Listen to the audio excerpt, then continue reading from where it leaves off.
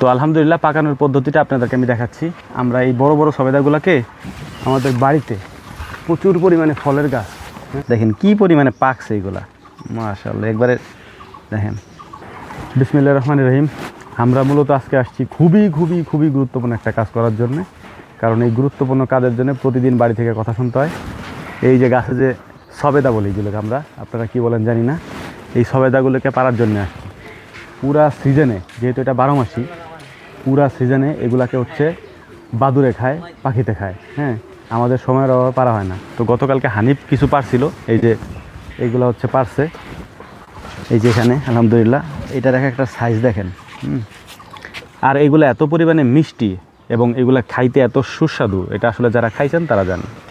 তো আলহামদুলিল্লাহ এখানে আরও একটা জিনিস আছে, এটা হচ্ছে আতা ফল। আমাদের আতা ফল গাছ হচ্ছে ওই সাইডে, আমি দেখাবো আপনাদেরকে। এই আতা ফল গাছের ফলগুলোও পারা হয়নি, অর্ধেক ফল পাখিতে খাইছে। দেখেন কি পরিমাণে পাকছে এইগুলা, মাশাআল্লাহ একবারে দেখেন। ঠিক আছে, এইটা হচ্ছে দেশি আতা ফল একবারে। তো এটা খাইতেও অনেক মিষ্টি, কিন্তু এটাও পারতেছি না, সময়ের অভাবে পাখিতেই খাইছে বেশিরভাগ।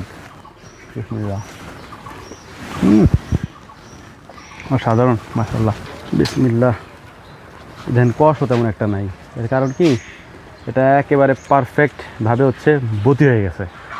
সবেদার একটা বদ অভ্যাস আছে বুঝছেন, এগুলা যদি কোনো মতে একটু আঘাত খায়, একটু খালি আঘাত খাইলে ওইটার আপনি কোনো কাজে লাগাইতে পারবেন না। আলহামদুলিল্লাহ এটা হচ্ছে গাছ পাকা সবেদা। দেখেন এটা কালার কি, বিসমিল্লাহ।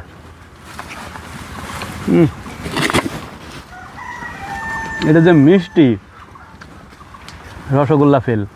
আমার আব্বা মাঝে মাঝে একটা কথা বলে, এখন বলে না যদিও, আগে বলতো আর কি, যে মানে তারে দেখা লাগবে না, মানে কথা আছে না, হয় না বাড়িতে ঘরে কথা হয় না এরকম, সংসারে বলে যে আমারে দেখা লাগবে না। এ কথা কেন বলতো, আমাদের বাড়িতে প্রচুর পরিমাণে ফলের গাছ, হ্যাঁ, আম জাম কাঁঠাল লিচু যা বলেন একেবারে পর্যাপ্ত পরিমাণে আছে আমাদের বাড়িতে। যে কারণে আব্বার হচ্ছে একটা আছে, কনফিডেন্স, সারা জীবন তারা এইগুলা বিক্রি করে বাকি জীবন পার করে দিতে পারবে। আমি আপনাদেরকে যদি একটু এখান থেকে সুপারি দেখাই, আমাদের বাড়িতে প্রচুর পরিমাণে সুপারি, আমি একটা ভিডিওতে আপনাকে দেখাইছিলাম। ঠিক আসেন,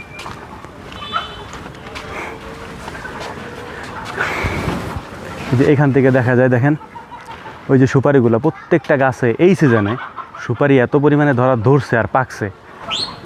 সুপারি আমরা সারা বছর বিক্রি করি, মানে এরকম না যে শুধু সিজনে বিক্রি করা হয়, সারা বছর। তার থেকে যদি একটু ঘোরাই দেখেন, এই সাইডে লিচু গাছ, এই লিচু গাছে ভরপুর লিচু, অভাব নেই, কত লাগবে ইনশাআল্লাহ।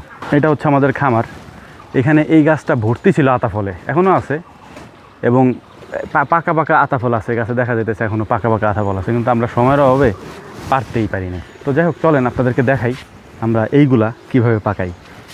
আর এই যেটা দেখতে পাচ্ছেন, এটা হচ্ছে শুকনা মরিচ। এই শুকনা মরিচকে গুঁড়া করে আমরা হচ্ছে বিক্রি করি অনলাইনে। আপনারা যেটা আমাদের থেকে মরিচ নেন একেবারে ফ্রেশ, এখান থেকে শুকানোর পরে মেলে যায়, মেলের পরে গুঁড়া হয়, গুঁড়ার পরে প্যাকেট হয়, প্যাকেট করে আপনাদের হাতে পৌঁছায় দিই। এর মধ্যে দ্বিতীয় কোনো মাধ্যম নেই এবং দ্বিতীয় কোনো ভেজাল দেওয়ারও কোনো সুযোগ নেই।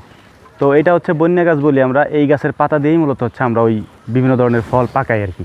এই হচ্ছে পাতা, এই পাতাটাকেই আমরা সংগ্রহ করব পাকানোর জন্যে। তো আলহামদুলিল্লাহ পাকানোর পদ্ধতিটা আপনাদেরকে আমি দেখাচ্ছি। আমরা এই বড় বড় সবেদাগুলোকে এটার মধ্যে পাকা করে এই ভেন্নার ডাল অথবা বন্যা গাছের ডাল দিয়ে আমরা হচ্ছে এইগুলাকে পাকাই। আগের থেকেও আমি দেখাইছি কয়েকবার। আর এটার মধ্যে হচ্ছে যদি খড় দেওয়া যায় আর কি, তাহলে আরও দ্রুত পাকে।